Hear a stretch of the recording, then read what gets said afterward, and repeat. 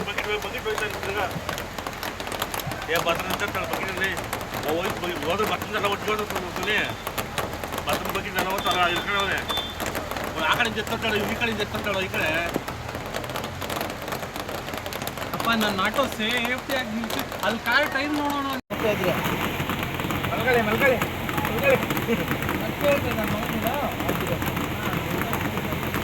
ಆಯ್ತು ಬೇಡ ಮಾಡಿದ್ದೆ ಬಿಡು ನೋಡಿದ್ರಾ ವೀಕ್ಷಕರೇ, ಇವಾಗ ನಾವು KR ಮಾರ್ಕೆಟ್ನಲ್ಲಿ ಇದ್ದೀವಿ.